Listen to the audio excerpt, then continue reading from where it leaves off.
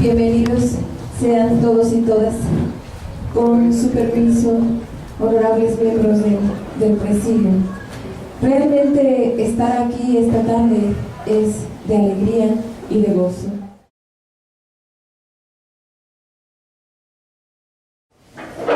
El crecimiento poblacional en el más desarrollado, o sea, San Martín Esperilla, lo que había hecho era que las atarjeas, o sea, el lugar por donde, las pendientes, por donde baja el agua, habían comenzado a contaminarse altamente. O sea, la gente ya no confiaba en la calidad del agua de su Hawái justamente porque el crecimiento poblacional se había dado en las orillas del pueblo.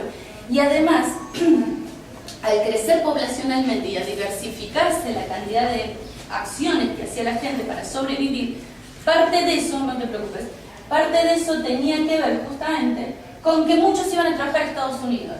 Cuando se van a trabajar a Estados Unidos, abandonan el pedazo de terreno y eso hace que las tareas, no tanto las tareas para mantener el Hawái, sino las tareas para mantener las atarjeas, o sea, los canales que conducen el agua, eso había quedado bastante en desuso.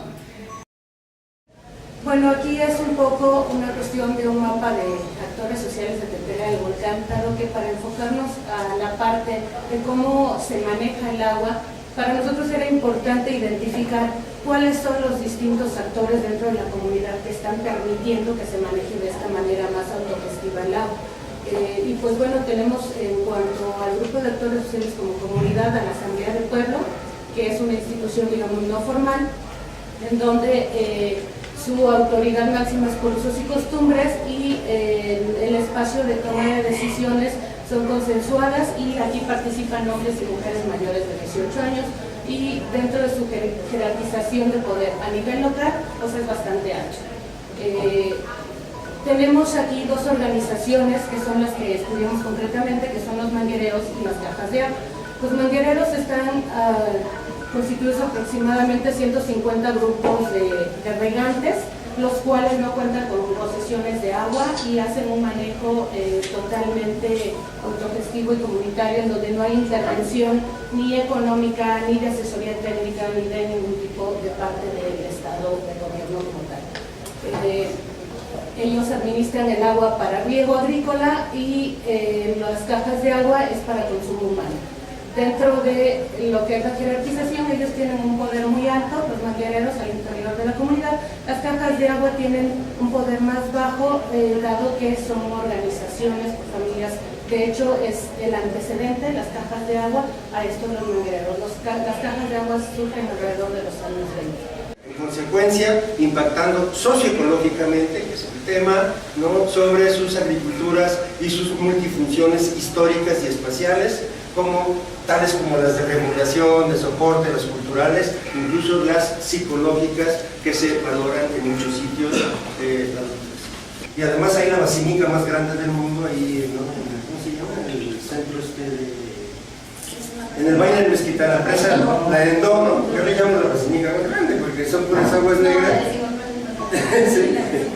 La del Sinopán es cierto. Bueno, yo resaltaba que es la gran zona de México de valles y lagunas, de valles intermontanos y lagunas, y una serie de un gran capital hidrológico que había en el terreno volcánico y que ha sido precisamente minimizado y nos hemos descapitalizado. Bueno, aquí lo que quiero ilustrar son imágenes de la región. Bueno, aquí con esto ilustrar que hay una gran presencia de transnacionales que son las que van, digamos, direccionando los procesos, y es muy frecuente ver estos valles intermontanos, cuando nos han hablado de los cerros, de las laderas, bueno, y en las partes bajas de lo que sigue. Bueno, las proposiciones de esta paradoja, de esta contradicción, implicando, ¿no?, una y otra la intensificación y los procesos de entropización, pero que tienen una conectividad entre unos y otros en ese sentido. Bueno, la historia de ayer de intensificación ecológica territorial en un agro siempre presente, les digo, si hablamos digamos, de este gran territorio, y una entropía socioecosistémica o disfuncionalidad y fragilización ecosistémica con sensibles efectos circulares en una gran matriz territorial y funcional. Es decir, en esas palabras decir que todo forma parte del mismo paquete y que si yo muevo un componente, pues estoy alterando el sistema original. Lo que se encontraba es que mucha de esta gente utiliza la tierra, una, para la renta. Principalmente hay una gran renta de tierras en la zona. Y la otra, la estructura ejidal. La estructura ejidal, aún en las zonas que están urbanas y en estas zonas transicionales, es muy importante. Porque la estructura ejidal se convierte en un eje muy importante para poder gestionar recursos. Es un elemento de gestión de recursos muy interesante. Gestión de recursos ante el Estado, gestión de recursos ante fundaciones, gestión de recursos ante otros elementos. Entonces, este como que es un principio de autoridad muy directo que les permite gestionar recursos. De hecho, muchos programas de gobierno dicen con la firma de una autoridad, y esa autoridad puede ser un comisariado de equidad. Pero otra característica muy importante de esto es que, aparte de tener esta parte ejidal, tienen una parte de bienes comunales. Y esta parte de bienes comunales tiene una laguna que se llama la Laguna de Guayaba, que constituye uno de los cuerpos de agua más importantes de la zona, porque abastece 5 sistemas urbanos de agua de colonias alrededor. Colonias que se construyeron con comuneros, o sea, en tierras comunales, pero que después fueron vendidas. El problema es que ya que fueron vendidas, a todo el mundo se le olvidó de dónde salieron estas colonias. Y entonces todo el mundo, es que no puede ser, la urbanización nos comió y nos roba el recurso para ellos. No, simplemente, llanamente, ellos encontraron que tenían agua en su zona, pusieron agua potable en sus colonias y luego vendieron las colonias. Ahora son extraños quienes se abastecen de esa agua. Entonces empezamos a trabajar esto, encontramos que la estación meteorológica de Acolma, la estación meteorológica de Atenco, digamos que nos encontramos en el punto intermedio, sumamos, lo dividimos entre 2 y luego obtuvimos la media, que son 528 milímetros. De esos 528 milímetros se precipitan en la región, donde estamos ubicados. Y aquí tenemos 250 metros de huerta, es decir, en 250 metros de huerta por esa cantidad de precipitación se precipitan al año 132.000 litros. Del año 132.000 litros le vamos a agregar la precipitación que cae sobre 220 metros cuadrados de techo de casa habitación, de casa de ustedes desde luego, y entonces vamos a tener que en este techo recolectamos 116.000 litros al año. Si lo sumamos vamos a obtener 250.000 litros de agua. Entonces estamos hablando del potencial tan impresionante si queremos almacenar. ¿Dónde almacenan 250.000 litros? Es poco menos que imposible. Físicamente, ¿sí? Podemos hacer cisternas, podemos hacer, pero así en un terreno relativamente pequeño es muy complicado. Bueno, acá tenemos un aspecto de cómo empezamos a captar esto. Acaba de llover, la lluvia de alguna manera que cae sobre el terreno logra infiltrarse en estas camas de producción. Sin embargo, todo el escurrimiento que viene de este techo, pues es este. ¿Sí? Como no está distribuido uniformemente, entonces llega como si fuera una corriente y entonces sí nos va, digamos, inundando un poquito el cuerpo. Por favor.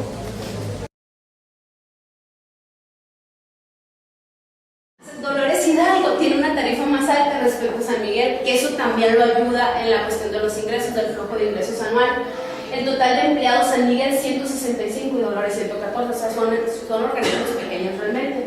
El empleados por cada 1000 tomas, pues la San Miguel de Allende es mucho más alto que Dolores Hidalgo. Siguiente, el tratamiento de aguas residuales se está tratando cerca del 70-80% a los plantas de tratamiento, con un caudal total de 280 litros por segundo. Se encuentran operando perfectamente, inclusive San Miguel de Allende ha tenido varios reconocimientos de calidad por la operación de la planta de tratamiento. Siguiente. Servicios en zonas rurales. Rápido. Bueno, los municipios presentan una cobertura en agua potable entre el 80 y 90% en las localidades rurales, en donde la mayor parte no cuenta con red de distribución para el acceso al agua. Sigue siendo el orden más adecuado para el manejo de recursos, porque bueno, la idea de muchas propuestas alternativas es la centralización de nuevo de los sistemas de Lo que se requiere más bien son aprendizajes propios y que finalmente fortalezca la arquitectura institucional y las prácticas de gestión de los sistemas de agua potable y alcantarillado o de saneamiento en el país. Y estos mecanismos deben asegurar el acceso universal a los servicios de agua potable. La regulación es necesaria no solo para procurar eficiencia, gestión y calidad del producto, sino para asegurar un buen manejo del recurso desde un punto de vista más allá pues, de la eficiencia, sino de la equidad y la justicia. El problema del agua es un problema de crecimiento urbano y creo que todos los artículos de esta mesa lo demuestran. Entonces, mi hipótesis de trabajo para explicarles el proyecto que estoy trabajando en Aguascalientes, la ciudad en la cual actualmente vivo, es que hay varios factores que han incidido en el deterioro de la relación entre el Estado y el municipio en materia de saneamiento. Como ustedes podrán saber, el saneamiento del agua residual tiene que ser ejecutado por el municipio. Es el nivel que por el artículo 115 constitucional, desde la reforma de 1983, es el encargado. Sin embargo, el municipio no recibe suficiente dinero para poder diseñar e implementar plantas de tratamiento. Entonces, lo que nosotros vemos en la política, y esto lo he demostrado, el trabajo lo ha demostrado, en la política de saneamiento de México, es que la mayor parte de las relaciones que hay entre federaciones y municipios son relaciones turbias, relaciones golpeadas, relaciones de confrontación, en las cuales la federación quiere tener la última palabra en materia la federación quiere tener la última palabra en materia de política hidráulica. Sin embargo, los municipios son los encargados de proveer el servicio público. Sin embargo, el Estado se mete en lo que no le importa y se mete a tratar de proveer y de financiar plantas de tratamiento. Entonces tenemos aquí una serie de relaciones desde la perspectiva de las instituciones. Son relaciones muy turbias, son relaciones muy conflictivas. Entonces, también se cuecen habas. O sea, no puedo decir yo que todos los directores han sido modelos de gerencia pública. Yo cuando estuve ahí en 2005-2006, había un director que lo veía muy clientelista, buscando siempre Jorge Ramos, tratando de hacer clientelismo político. También tiene sus habas, pero creo yo lo considero atípico y ha alcanzado un nivel institucional de desempeño superior a las cuestiones. Para concluir y no abusar de los 5 minutos que me está marcando el compañero, Tijuana nos muestra un caso de construcción de un arreglo institucional exitoso para sobreponerse ante el reto de la escasez. La lucha por la tierra, por conseguir el agua, son las mejor organizadas, no obstante también las adversidades en términos productivos. La que sigue, por favor. Entonces, este es el ejido original que les dieron y ellos invadieron toda esa fracción y no la soltaron nunca. Yo no sé cómo lo hicieron para perforar los pozos, no es muy claro, sobre todo porque tiene un pozo en esta fracción, que la tendencia es irregular, es decir, es una tierra invadida y en consecuencia, ¿cómo es que se otorga un permiso para perforar un pozo si una superficie que está en conflicto? Había bastante contaminación, es la parte de atrás del Parque Ávila Camacho. Bien, y seguimos avanzando. Y aquí ya vemos, hay ya empedrado y la ruta del agua pues se va reduciendo, ¿no? Ahorita hay un chorrito. Y a este es a través del mercado de Temajac. No se alcanza a visualizar, pero ya empieza a ver la basura tirada de este cuerpo de agua, ¿no? Los dos importantes saltos de agua, que son los dos más importantes molinos de trigo del periodo virreinal en el Bajío Oriental y Sur. El Soria está en la parte oriental y este en la parte sur.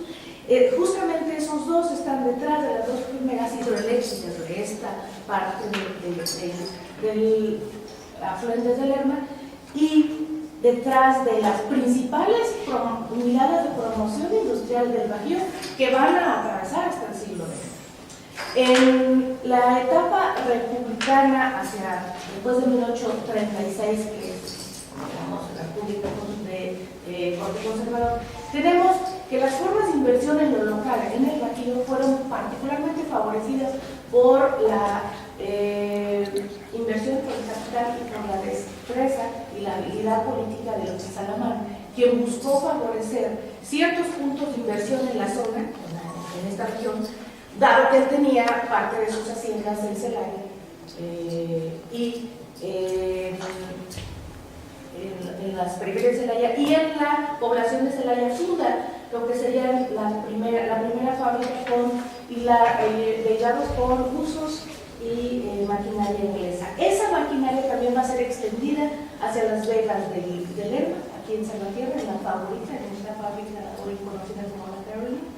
Y atravesar los años de la República Centralista, República Temprana, hacia el imperio significó una transformación también en las formas de promoción industrial. Desde aquí, dado que el cambio de manos o el cambio de dueños de estas industrias fue marcado, fue marcado por su pertenencia o no al gabinete de Maximiliano. Concretamente, las fábricas de Alamán van a ser adquiridas por uno de los consejeros del imperio y caído el proyecto imperial van a caer estos dueños de estas fábricas. La de Celaya, llamada Zempoala, y la maquinaria y todos los telares ingleses van a ser trasladados a Soria, que es esta fábrica que están viendo ustedes ahí. Bueno, esta es una imagen de los años antes que aquí posprocede, y pues también es posprocede porque esta todavía no aparece. Este sí era de interés, y prácticamente es la zona baja del valle, que esto es lo que era la laguna. De hecho, la autopista pasa por un lado, está completamente desecada. Hay un sistema de drenaje que va a dar al Lerma. Y bueno, ese sistema de drenaje, no sé cuánto volumen saque, no devaluado va a Lerma, y bueno, ya saben dónde va Lerma. Lerma va a Guadalajara, no a Chapala y de Guadalajara. La que sigue, por favor. Entonces, bueno, tenemos esta idea de que las tierras de la laguna fueron desecadas. Tenemos el conocimiento de que había la práctica del entarfinamiento, pero esa práctica se va perdiendo por el proceso del reparto agrario, porque se fraccionan las haciendas y la infraestructura deja de tener una articulación, se deja de dar mantenimiento, y pues un área por su naturaleza, que es lacustre, pues se está inundando, ¿no? Y en consecuencia empieza a haber presión para desecar la laguna por parte de los propios ejidatarios. Y en ese sentido, en el contexto de la Comisión Cultural Arma Chapala, es como se inicia el proceso de secación, que se cristaliza hasta los años 70. Recordemos que ahí estaban en ese lado los molinos que estaban abasteciendo a Guadalajara, también se instala la industria textilera de tres fábricas de por ahí. Entonces también los desechos iban a esta misma. Bueno, ahora es el río San Juan de Dios, ahora es la calzada Independencia, ¿sí? Para asemejarnos un poquito a Francia, donde tiene su recorrido para caminar, y a México, que tiene el Paseo de la Reforma, ¿no? Los tapatíos no se iban a quedar en el tapatío, pero ya de adopción los ¿sí? Bien, les decía que tenemos que tener claro los nombres de los ríos y riachuelos en el primer mapa que les presento, ¿sí? Y esos los estamos jalando ahora para este sistema, pues, modelo de drenaje de la ciudad de Guadalajara. Tenemos el Caballito, el Zapopan, la Barranca Patria, Barranca Ancha, Santa Catalina, San Juan de Dios, el Intermedio de Oriente, Talpita, La Federacha, San Andrés, Osorio. La mayoría de ellos eran cuerpos que abastecían a la ciudad. Hoy son drenajes. Han dejado de fungir como tal. Ahora los contenedores de agua han sido fraccionados desde la práctica y desde el significante. Los ríos han sido fraccionados en tramos, en trayectos, en colonias, en funciones, en símbolos. Los ríos urbanos ahora son fragmento de la heterogeneidad de esta sociedad. Bueno, Guadalajara desde un principio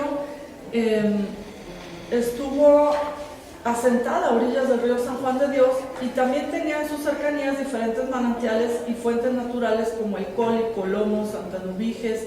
Santa Eduviges era un arroyo que corría por lo que ahora es Avenida La Paz. Atemajac, El Batán, Tlaquepaque, Zapopan, La Campana, en Mexicalcingo, en Analco y en Mezquital. Aunado a esto, si tomamos en cuenta que en muchas de las casas había pozo artesiano, se podía dar cuenta de que la región realmente era fértil. Sin embargo, también la historia expone a lo largo de sus versiones sobre diferentes épocas de sequía. Durante los años y siglos subsecuentes al último establecimiento de la ciudad, los habitantes se dedicaron a construir física y socialmente la ciudad.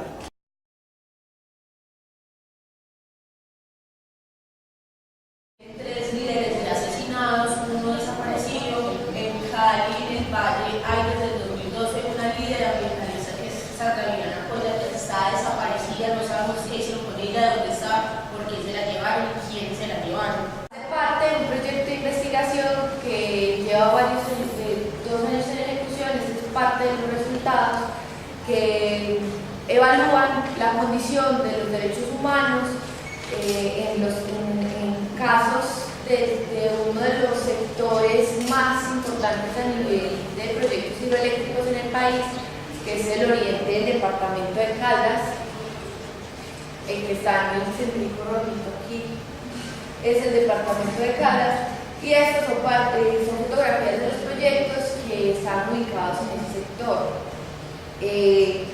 Vamos haciendo un contexto. El oriente del departamento de Caldas hace parte de la cuenca del río Magdalena, uno de los ríos más importantes del país, que lo atraviesa casi por completo, y es una zona de mucha biodiversidad y mucha fuente hídrica que es aprovechada precisamente por los entes privados, que son los que en este momento ejecutan los proyectos hidroeléctricos en el país. A partir de la inclusión de las políticas neoliberales, con la Constitución de 1991 fueron proliferando como la normatividad para favorecer la implementación de proyectos que permitieran al país entrar al mercado de la electricidad de una manera competitiva. Incluso es uno de los mercados más importantes que tiene el país, es el mercado eléctrico. Por el lado de la Alianza Estado Capital, lo que tenemos es una mayor identificación entre estos sujetos. El Estado, a través de los poderes ejecutivos, legislativos y judiciales, en general, no solo participa en el negocio, sino que allanan el camino al Estado.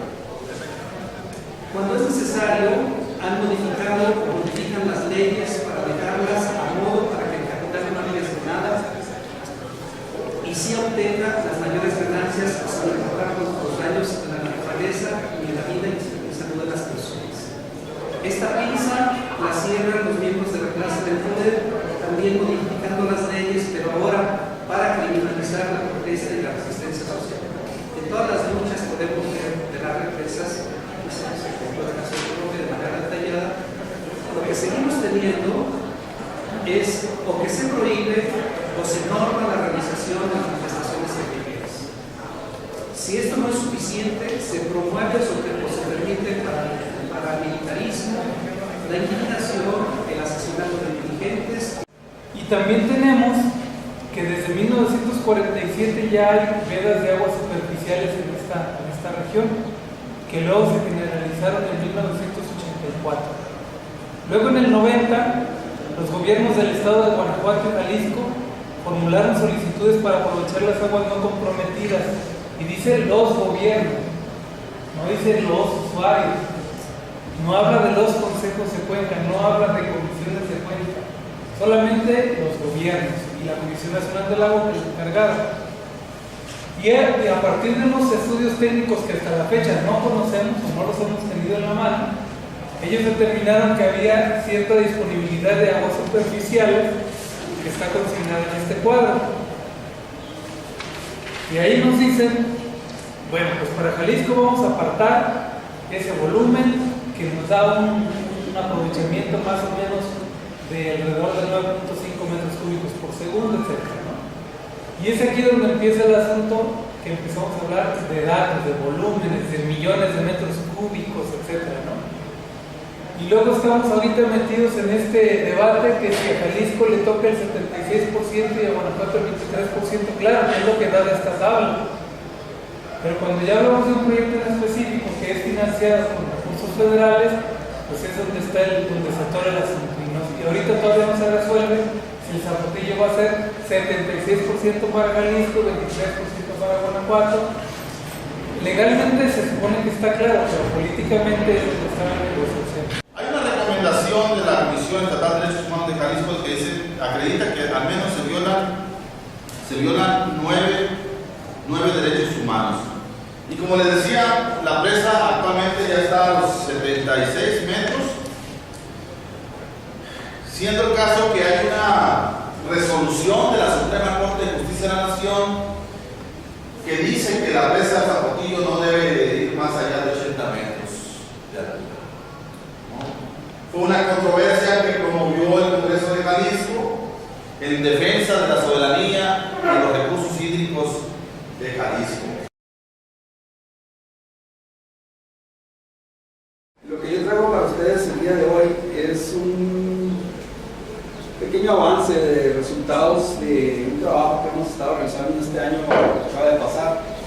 saludo, por favor. Lo hemos estado realizando varios colegas de ahí de la región Paso del Norte, principalmente las universidades locales sur, suroeste de Estados Unidos y noroeste de México. Mi colega, el doctor Chris Brown, es el coautor. Julio César es el estudiante graduado que estuvo desarrollando algunos de los modelos que van a ver. Randy Carr, que es del laboratorio de geografía. Steve Walker, que es del Instituto de Investigación del Recurso Agua de Nuevo México. Erin Ward también es de ahí. Max Montoya es del Departamento de Salud Pública de Estados Unidos. Y en este caso, haciendo referencia directa a los ríos internacionales entre México y Estados Unidos, es que bastante, desde mi punto de vista, mucha de la conceptualización que utiliza en la actualidad para entender, explicar toda esta complejidad a la que no me voy a meter en este momento porque es vasta, es el hecho de que pensamos diferente los procesos.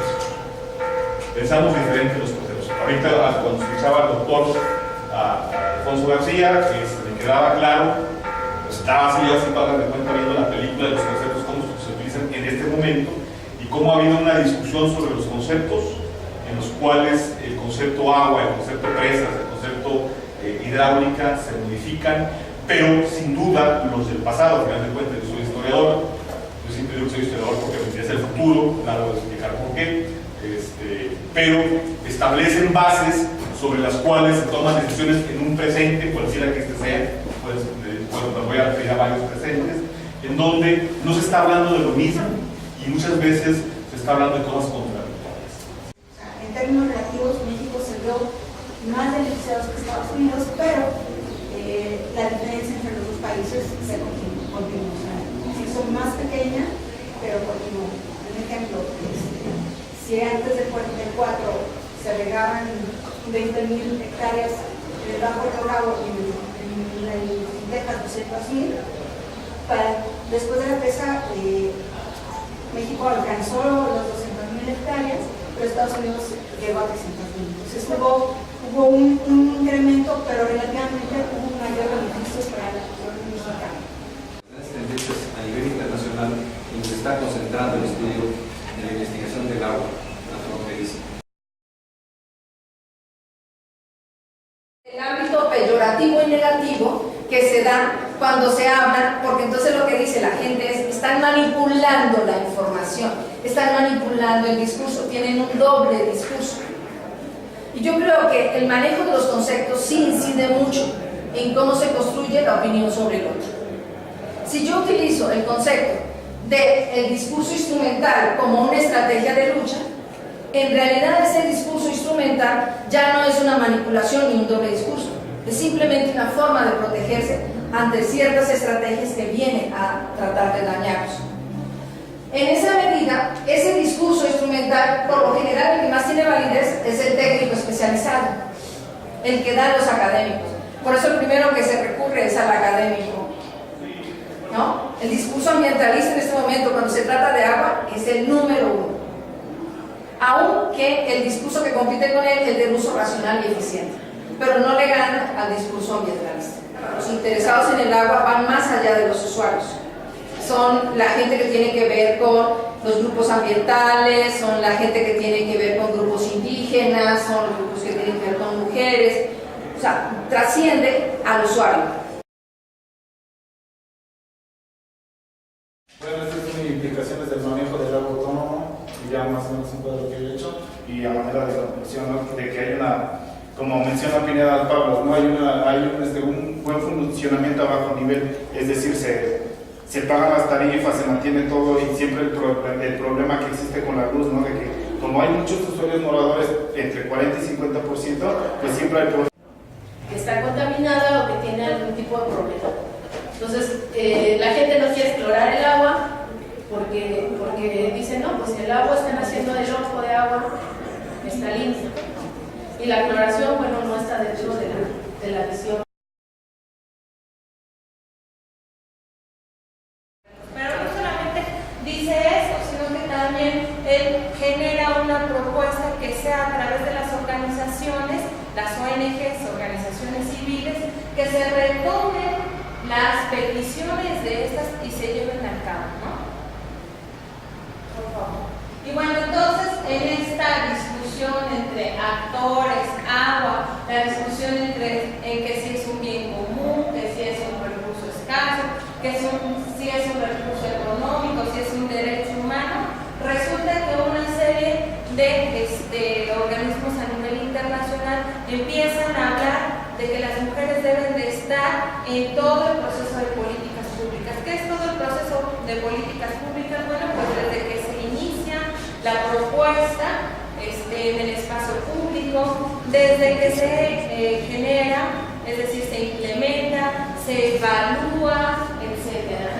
Lo que requerimos pues, es trastocar los símbolos culturales que están en la base de estas prácticas y de estas representaciones sobre los vínculos entre género y agua, ¿no? Lo que decíamos hace rato, desafiar la asociación cultural ideológica entre usos del agua masculinos y usos del agua femeninos, y darnos cuenta que los usos del agua y los usuarios del agua están interconectados.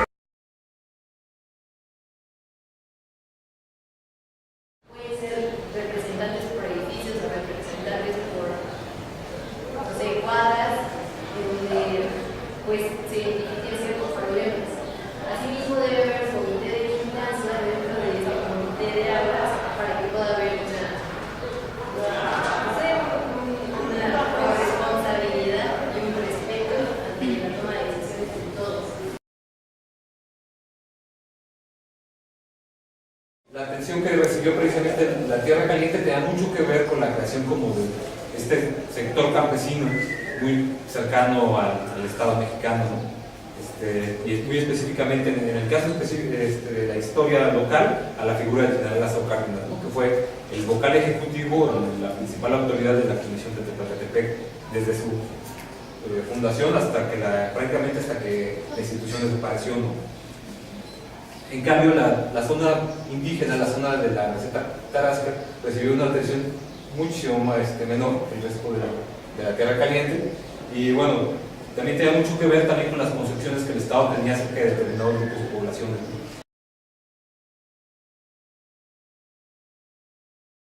Otro de los elementos maravillosos es que nosotros consideramos que los campesinos son estúpidos. No han visto esta infraestructura maravillosa de manejo de captación de agua, que al mismo tiempo es uso del medio ambiente, al mismo tiempo es aprovechamiento tecnológico y al mismo tiempo es un manejo comunitario.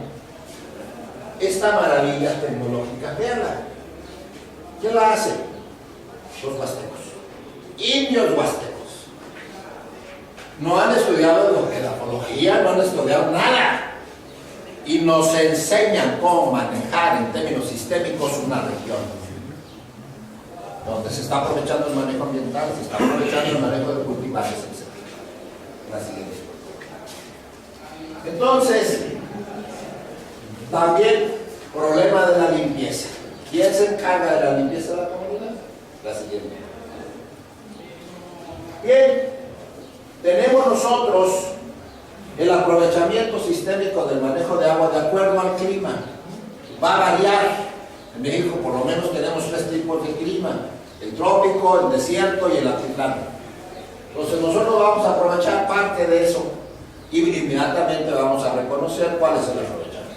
La siguiente, por favor. Aquí nos vamos a robar el tiempo, ya nos hablamos. Bien, ¿cuáles serían entonces, en términos de valor? ¿Cómo llegamos a la sustentabilidad? ¿Qué tenemos con la sustentabilidad? Porque es una palabra nueva. La sustentabilidad simple y llanamente es la conservación ambiental, que no se desbarate, que no se destruya el ambiente y que se conserve tal como está. Por lo tanto, vamos nosotros a tener una serie de indicadores que nos van a permitir visualizar, aprovechar el manejo del recurso. El campesino, el pequeño productor está inmerso en una globalidad. ¿Y qué nosotros estamos destruyendo ese entorno porque es la fatalidad? No. A mí me gustaría que tuvieran una experiencia de ir a visualizar en países totalmente industrializados, totalmente modernos, cómo la pequeña agricultura está perfectamente hermanada con la industria. Francia, Holanda, Dinamarca, no todos los que han tenido una experiencia de vivir en estos países, inclusive España ahora también ha tomado mucha importancia. La conservación ambiental, ¿no? Acotando a la industria, acotándola. Nosotros en los países del tercer mundo, en ese elemento sí nos hace mucha falta, nos falta una visión más amplia de política. Ya nos alcanzó el tiempo, como dice, ya estamos en la contaminación y se están haciendo acciones. Pero si ustedes se fijan, en términos de concientización de la población, no la hay. No estamos contaminados, de acuerdo a la opinión oficial. Por abajo estamos haciendo urgencias, ¿por qué? Porque ya nos llegó el agua hasta aquí, como dice Dante, ¿no? Dante por allí en el octavo infierno, ¿cuál era? ¿No? Que aquellos sibaritas que en toda su vida iban a estar ahogados de mierda hasta acá. Imagínense lo que significa. Y hasta allá llegamos. Para Dante era un infierno. Por eso dicen no hagan olas.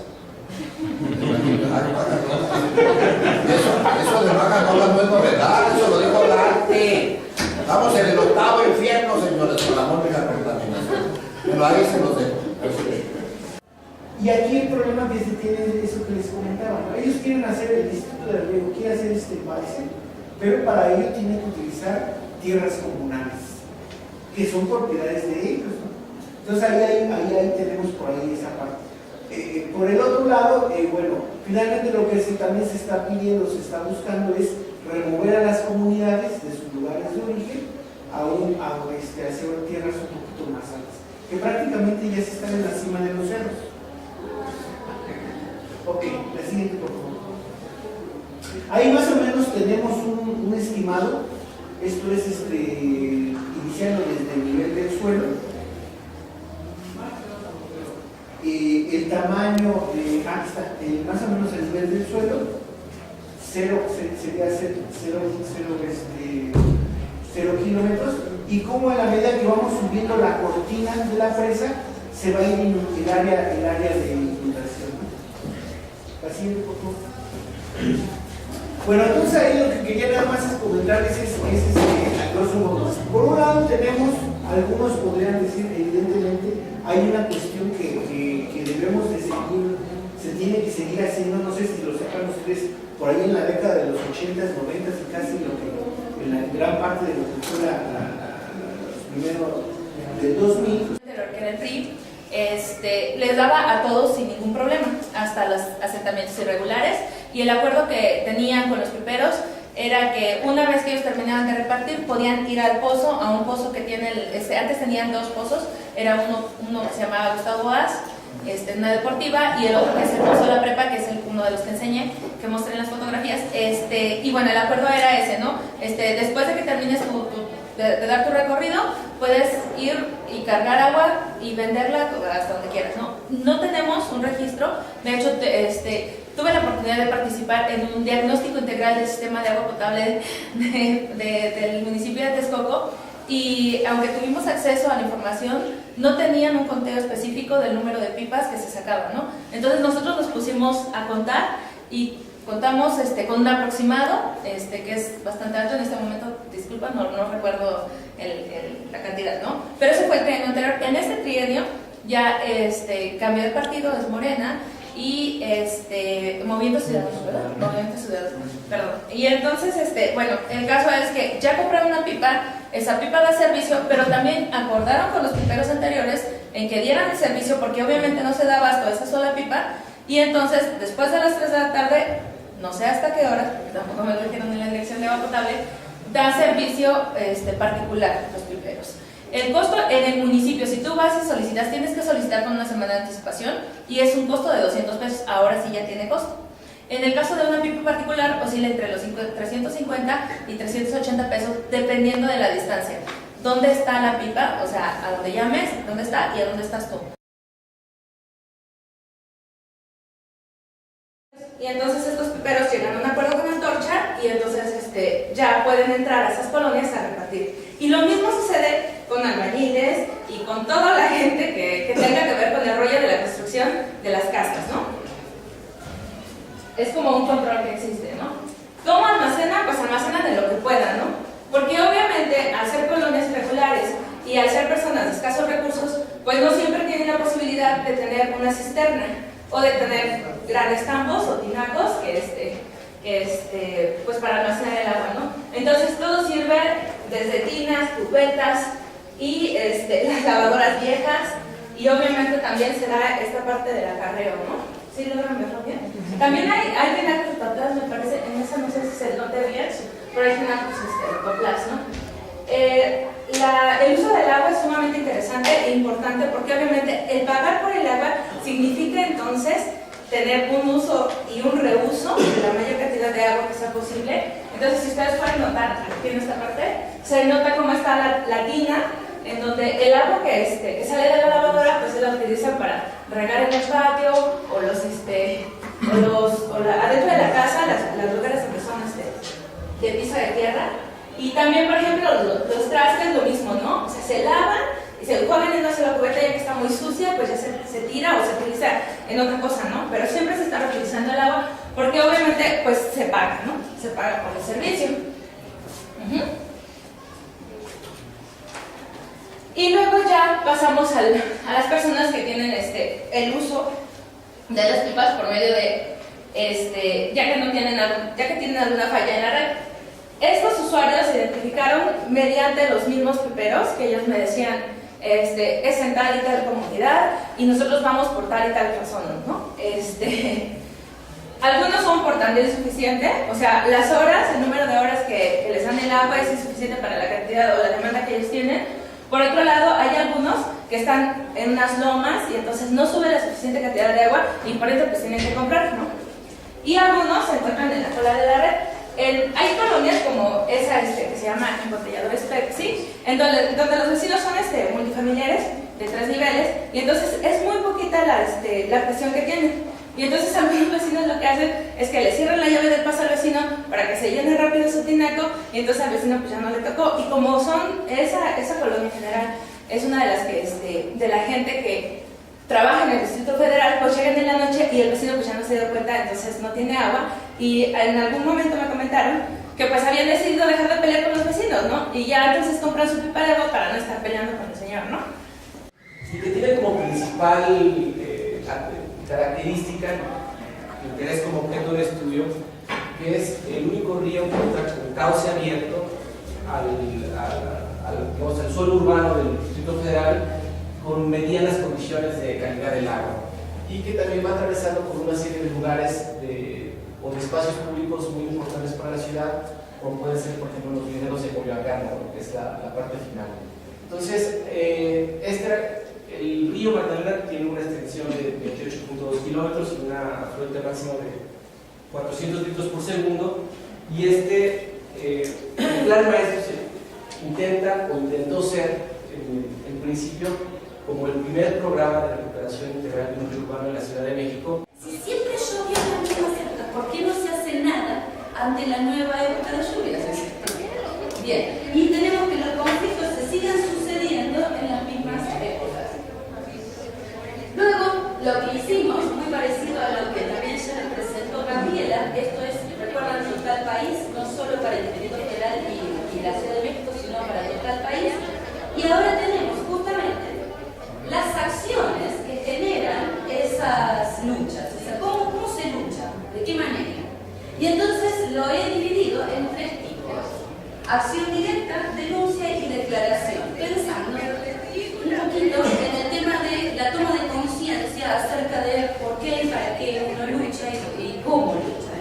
Y entonces... ¿Cómo haces la distribución? Aquí tenemos el canal principal, este es el canal principal que lleva desde la presa de Barsequillo hasta los módulos. Este es un canal lateral y este es un lateral. Tenemos 3 tipos de canales. ¿Cómo se llega esa agua hacia los cultivos? Esto se llama toma de agua o cabeza de las granjas que se le llama, ¿no? Así se le llama. Sí, aquí tiene, cada toma de agua tiene un registro. Si la queremos para consumo humano, para uso industrial. Por ejemplo, en el estado de Guanajuato se conocen regiones con fuentes naturales de agua conteniendo flúor y otros componentes que son indeseables dependiendo del uso que le vayamos a dar. Y entonces vemos, por ejemplo, que en el estado de Guanajuato existen empresas que yo las considero estratégicas. ¿Por qué? Porque no es fácil cerrarlas, porque depende mucha gente de son fuentes de trabajo. Por ejemplo, León, exagerando la nota, León puede decirse que depende en un 70-80% de industria que está ligada con las tenerías, para el tratamiento de cueros, etc. Y también hay industria metal mecánica que también de alguna forma contribuye digamos, a emitir contaminantes como níquel, cadmio, etc. Y bueno, empresas como por aquí de la región donde se habla de colorantes que también causan un poquito de alarma.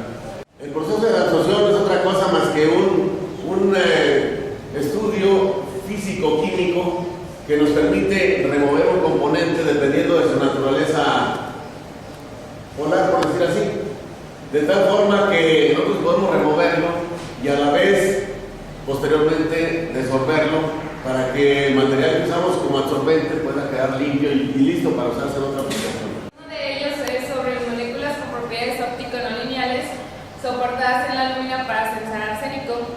Nuestro objetivo principal de esto es sintetizar y caracterizar los materiales absorbentes, que en este caso va a ser nuestra alúmina, llevar a cabo la unión de una molécula que tiene propiedades óptico-no lineales con una molécula de alúmina para la detección de arsénico en aguas contaminadas. En este caso, las aguas contaminadas que nosotros vamos a tratar va a ser de la zona de Irapuato. El canal va de todos los colores, o sea, dependiendo de la temporada del año, tenemos así como el doctor Héctor mostró el río que se quema. Aquí también tenemos imágenes de cuando va el agua de colores, y eso va a los cultivos. Entonces, eso probablemente sea como alimento. Los españoles instauraron una cierta infraestructura hidráulica, que mucha de ella la heredaron de los prehispánicos, pero el agua fue un motivo de conflictos desde que empezó esta monopolización de los recursos. De hecho, existieron muchos conflictos entre las comunidades y los hacendados, que fundamentalmente en una primera generación eran de origen español. Una serie de haciendas azucareras se instalaron ahí desde el siglo XVII, se consolidó esa unidad productiva, la hacienda, con sus campos cañeros y además con un espacio para la manufactura de la caña de azúcar, que en un principio fueron pues pequeños trapiches, pero después se convirtieron en ingenios muy importantes en la zona. Tuvo que ver también con el agua. Entubar el agua potable para llevarla ya como obra pública a cada una de las casas, y luego los desechos también canalizados y llevarlos a los ríos ya como aguas negras, como aguas hervidas. Y para esta etapa los ingenieros, los hidromensores, son los que toman en sus manos el desarrollo de las actividades que se hacían en los asentamientos humanos. Una de las materias que ellos aprendían muy bien era la topografía, para poder trabajar las curvas de nivel en la ciudad, conocer el nivel y trabajar y manejar el concepto de nivel, que es la horizontalidad para trabajar las pendientes, y la vertical son los elementos básicos en el diseño de las ciudades. Pero al mismo tiempo pues es un poco importante de contaminación, por los estudios que se han hecho, porque hay coliformes, porque hay fertilizantes, porque hay pesticidas, en fin, ¿no? Por todo lo que implica el propio cultivo de la caña de azúcar. Y al mismo tiempo pues otros cultivos que pueden ser, digamos, pues, no sé, de hortalizas o de enriquecimiento o diversidad productiva, pues no los hay. La luna bajó mucho, hubo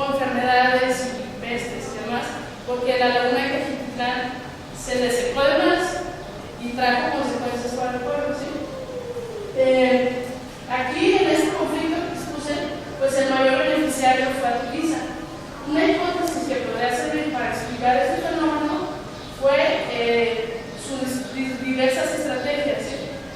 Por ejemplo, ellos como entre iguales, o sea, con otras haciendas, con otras empresas hidroeléctricas, logró conciliar que vamos a crear incluso obras juntos y nos repartimos el agua y todo bien. Los más azules, este es el río de los Amigos y este es el río Taretán. El río Taretán está ubicado a 1600 kilómetros del nivel del mar, en la parte alta. Este es el centro del río Domingo y pues por aquí confluyen los principales canales y todos terminan tributando sus aguas al río de los Amigos. Está hecho como un parque para uso público y por la parte de arriba es por donde nacen los canales principales. Fue sumamente interesante en esta fotografía de 2003 ver cómo la gente del gobierno, la gente de la industria, los presidentes municipales presentan esos proyectos como una gran inversión, como un beneficio a largo plazo, como un elemento de progreso para todo el estado de Nayarit. ¿Sí? Un estado de Nayarit que casualmente es un laboratorio en muchos sentidos, un laboratorio político en el aspecto electoral, un laboratorio de relaciones interétnicas, dada la gran diversidad de grupos que hay ahí, coras, luchones, peruanos, mexicaneros, ¿sí? Incluso las sociedades afro-mestizas que están en la costa de Nayarit, ¿sí? Y los rancheros criollos, que no mestizos criollos en algunas partes. Y cuando estas personas están viendo las posibilidades de hacer un pequeño negocio, de obtener una concesión para usar lanchas, para pescar, para hacer un pequeño negocio ecoturístico, para poner una fondita, se les ponen condicionantes. Una, que deben de estar regidos bajo ciertas normas de calidad alimenticia, calidad del transporte, etc. O afiliarse a los grandes sindicatos nacionales. Lanzan un discurso muy bonito, una gran obra para México, pero señores, yo sé que hay pueblos que van a ser afectados, hay gente que no quisiera la presa, hay pueblos que van a desaparecer, pero es un mal menor por el bien de muchos. Se repite el mismo discurso del gobierno.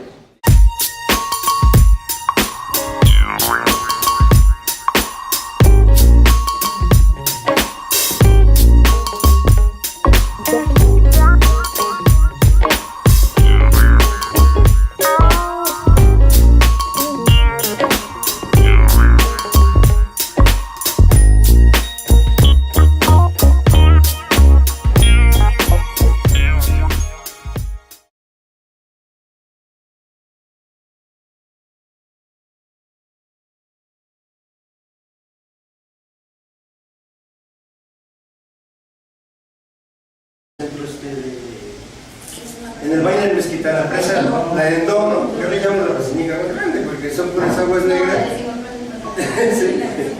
La del Sinopán es cierto. Bueno, yo resaltaba que es la gran zona de México de valles y lagunas, de valles intermontanos y lagunas, y una serie de un gran capital hidrológico que había en el pequeño volcánico y que ha sido precisamente minimizado y nos hemos descapitalizado. Bueno, aquí lo que quiero ilustrar son imágenes de la región. Bueno, aquí con esto ilustrar que hay una gran presencia de transnacionales que son las que van, digamos, direccionando los procesos, y es muy frecuente ver estos valles intermontanos cuando nos han hablado de los cerros, de las laderas, bueno, y en las partes bajas de lo que sigue.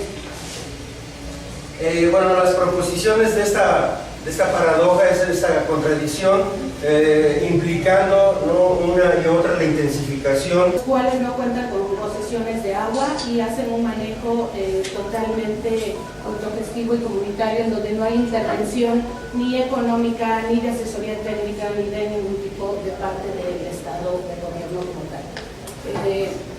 Ellos administran el agua para riego agrícola y las cajas de agua es para consumo humano.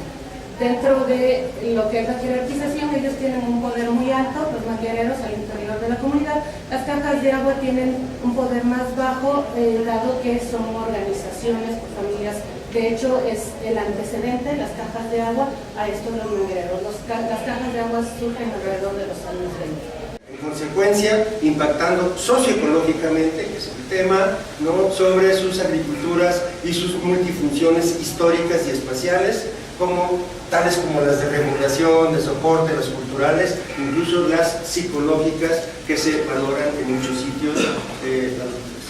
Y además hay la basílica más grande del mundo ahí, ¿no? ¿Cómo se llama?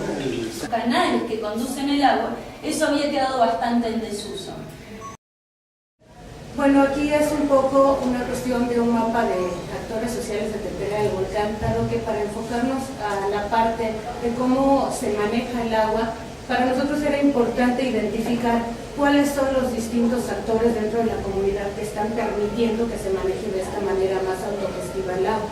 Y pues bueno, tenemos en cuanto al grupo de actores sociales como comunidad a la Asamblea del Pueblo, que es una institución, digamos, no formal, en donde su autoridad máxima es por usos y costumbres y el espacio de toma de decisiones son consensuadas y aquí participan hombres y mujeres mayores de 18 años y dentro de su jerarquización de poder a nivel local, pues es bastante ancho. Tenemos aquí dos organizaciones que son las que estudiamos concretamente, que son los manguereros y las cajas de agua. Los manguereros están constituidos aproximadamente 150 grupos de regantes.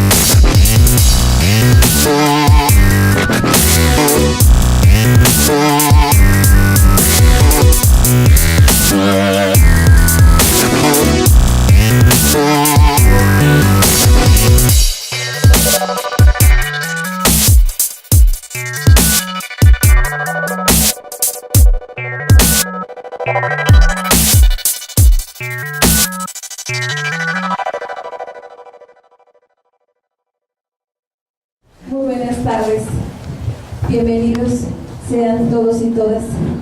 Con su permiso, honorables miembros del presidio. Realmente estar aquí esta tarde es de alegría y de gozo.